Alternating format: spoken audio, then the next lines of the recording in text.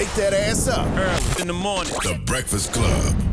Morning, everybody. It's DJ NV, Jess Hilarious, Charlamagne the Guy. We are the Breakfast Club. Lauren Roques filling in for Jess, and let's get in some front page news. Good morning, Morgan. Good morning. Good morning. How y'all feeling? Goodness, I feel like I just saw y'all, like 2 hours ago? That's Pretty it? much. I feel blessed. All right, so I feel blessed, black, and highly favored, in spite of. yes, blessed, black, and highly favored. Let's keep that energy because the American people have spoken and elected a new commander-in-chief as NBC News projects Donald Trump as the winner of the 2024 presidential election. Now, the former president, now president-elect, defeated Vice President Kamala Harris in an election that came down to the swing states. While speaking to his supporters in West Palm Beach, Florida, in a victory lap about 2:30 in the morning, here's what Trump had to say about the road ahead. Well, I want to thank you all very much. This is great. These are our friends. We have thousands of friends on this incredible movement. This was a movement like nobody's ever seen before. Every single day I will be fighting for you, and with every breath in my body, I will not rest until we have delivered the strong, safe, and prosperous America that our children deserve and that you deserve.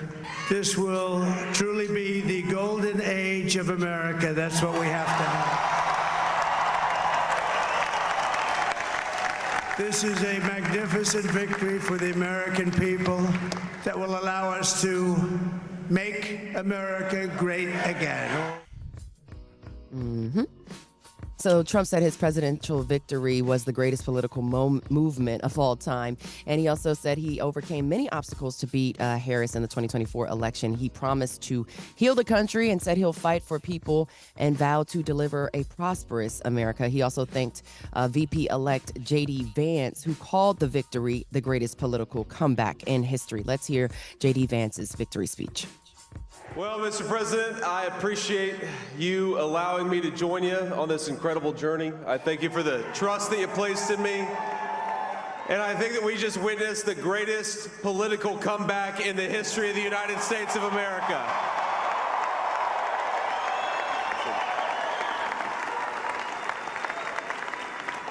And under President Trump's leadership, we're never going to stop fighting for you, for your dreams, for the future of your children. And after the greatest political comeback in American history, we're going to lead the greatest economic comeback in American history under Donald Trump's leadership. Yeah, so Trump is now the second president in U.S. history to serve non-consecutive terms, I believe, after Grover Cleveland. So, Well, you can't deny that. It is the greatest political comeback in the history of the United States of America. And, listen, man, America has spoken, and they spoke loud and clear. I'm just tired. I don't want to fight with nobody. I don't want to argue with nobody because at the end of the day, we are all Americans, and we all want what's best for this country. I have absolutely zero reason to believe Donald Trump is going to be a president that brings people together, but I'm going to be optimistic because I don't have any other choice. Nope, no other choice. You stuck for 4 years. And I hope this is the beginning of I hope this isn't the beginning of the Donald Trump revenge tour. I hope this is the golden age of America, as he just said, but we'll see. yeah, we'll see. All right, yeah, we'll talk more at 7 about what's going on in the Senate, and then we'll also hear about what happened with VP Harris last night as well. A lot of y'all lied, though. I'm going to tell y'all that straight up, too, though. A lot of y'all lied. A lot of y'all said y'all was going to vote for Vice President Kamala Harris, but y'all went in that booth and y'all did something totally different. Michigan, okay? Pennsylvania. A lot of y'all lied on those polls, and a lot of y'all lied to people's face. Yeah. All right? Okay? Wake that ass up. Early in the morning. The Breakfast Club. Morning, everybody. It's DJ NV, Jess Hilarious, Charlamagne the Guy. We are the Breakfast Club. Lauren Roques filling in for Jess. And let's get in some front page news. What's up, Morgan? Hey, y'all. Hey. So, yeah, Donald Trump, he's going to be the next president again. But I'm not going to get too much into that. The Republicans, though, have taken control of the Senate with some crucial wins. And there are two senator-elects who made history in this election. But before I get into the Senate races, let's talk about Vice President Kamala Harris. She held an election night watch party at Howard University last night, and we were all out there waiting for her to address the crowd. And it wasn't until about 12:45 a.m. this morning last night, however you want to put it, it was late, that someone from the Harris campaign addressed the crowd. Campaign co-chair Cedric Richmond told supporters gathered at the Harris election night watch party at her alma mater and HBCU, Howard University in D.C., that Vice President Harris will speak to the crowds on Wednesday morning. Let's hear those comments from Cedric Richmond. I want to say good evening to all of the Harris campaign, the campaign family. Thank you for all that you have done. Thank you for being here. Thank you for believing in the promise of America. We will continue overnight to fight to make sure that every vote is counted, that every voice has spoken. So you won't hear from the Vice President tonight. No, in fact, again, she's expected to speak today in the same spot on the campus of Howard University, or at least that's what was the last word on that. Of course, this comes as Harris did not fare as well as she'd hoped in swing states. Are people going to go back out there? Yeah, absolutely. Yeah, people are expected to go back out there.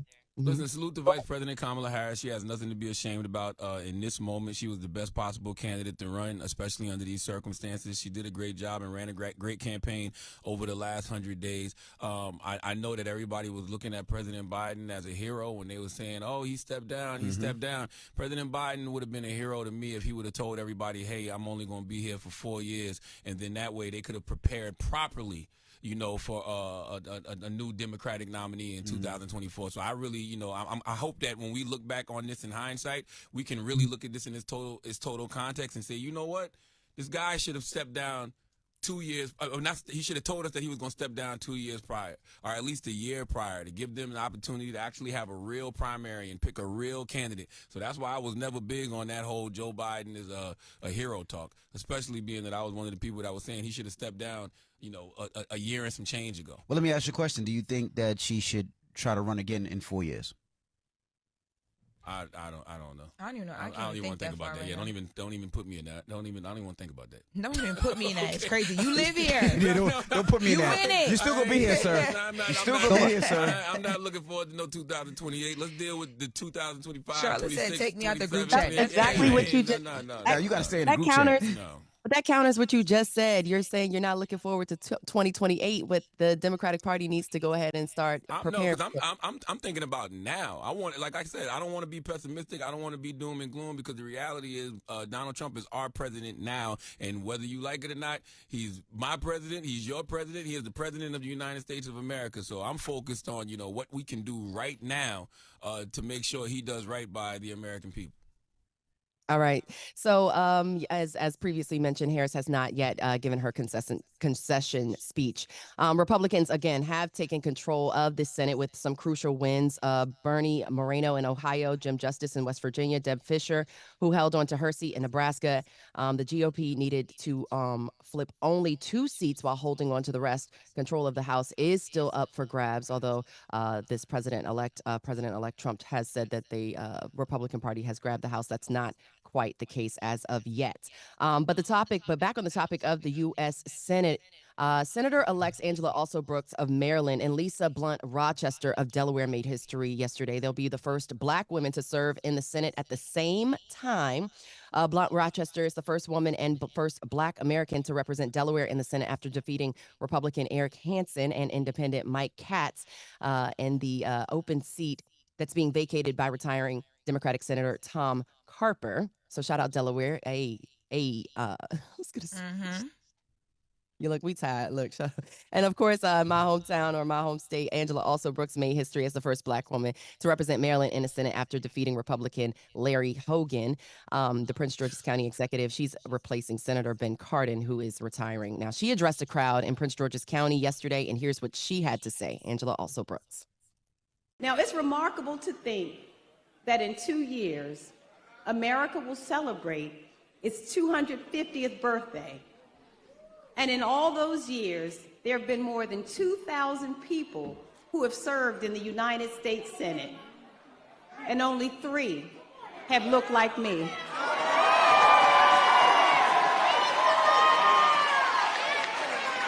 And so I want to salute all of those who came before me, who made it possible for me to stand on this stage tonight, whose sacrifices and stories I will continue to carry with me. And from the bottom of my heart, I thank each and every Marylander. To serve this state, my hometown, is the honor of a lifetime. Well, salute to those sisters. Congrats to them. But just keep in mind, Republicans, after last night, they have the majority in the U.S. Senate. So they're going to do what they want when they want because they move as a united front. You don't ever have to worry about what those 51 Republicans in the U.S. Senate going to vote. They're all going to vote together every single time. That's right. You ain't even I'm saying it's a victory. It's a victory, but it's a short one, short-lived victory. So former Maryland Governor Hogan told supporters he spoke with also Brooks and congratulated her on a hard-fought victory.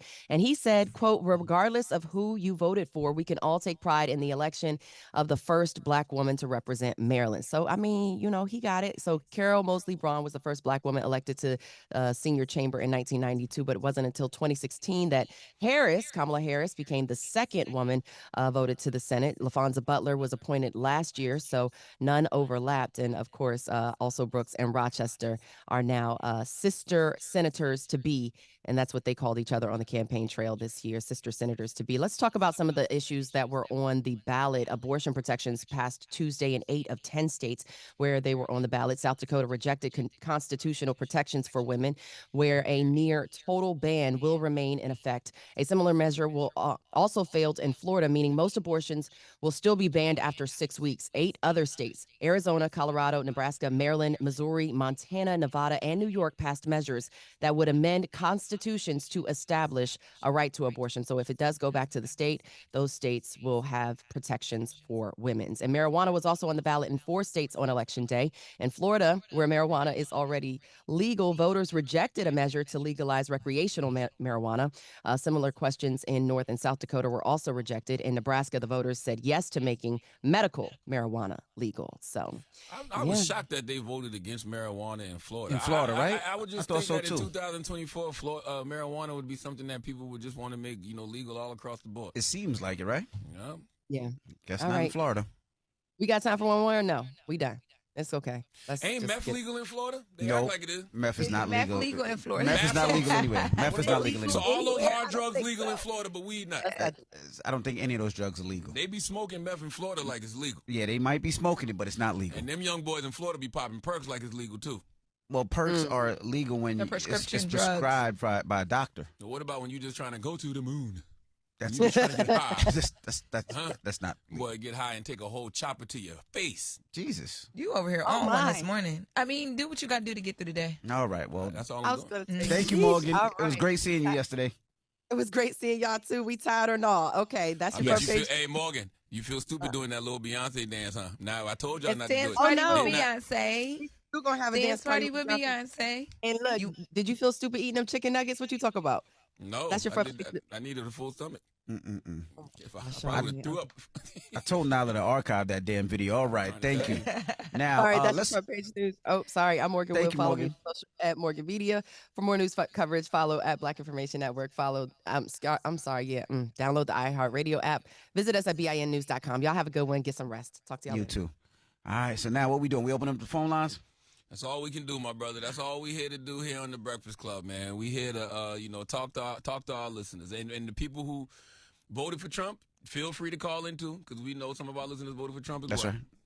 He is the president of the United States of America, and we all are American citizens. 800-585-1051. I do have a question. Do you think Kamala didn't win because she was a woman? She was a black woman, or the fact that just people didn't relate to her? Y'all taking all my stuff from my first little setup. We're not watching. I'm not copying you. Yeah, there's no one thing. Like I know all the pundits and everybody today gonna try to point to one thing and say, well, was it because she was a woman? Was it because she was a woman of color? Was it because of her running mate? Well, what? But it's a number of things. It's not just one. I feel like the biggest thing was time. In my opinion. Nah, I think the biggest thing was the economy. And I think that Democrats just don't, they just got a problem with messaging. And even though since World War II, the economy always does better under a Democratic president, they just don't know how to convey to the American people that we can put more money in your pocket. Because even though Hillary lost, she still won the popular vote when she lost, 8 years ago? Yes. You know what I mean? She still won the popular vote, but she just didn't win the electoral vote. I'm so confused because it felt so like Kamala is here, the change, people are happy, and then she loses. I think that was our barbecue, our film reunion, our HBCU. We were happy to have a candidate that had a pulse. Joe Biden was dead. Somebody that could walk unassisted. That's all it was. Joe Biden was dead. So the fact we had somebody who had a pulse, we was like, yes, they're alive. All right. Well, let's open up the phones line. Let's discuss. 800-585-1051 is the Breakfast Club. Good morning. Wake that ass up. In the morning. The Breakfast Club.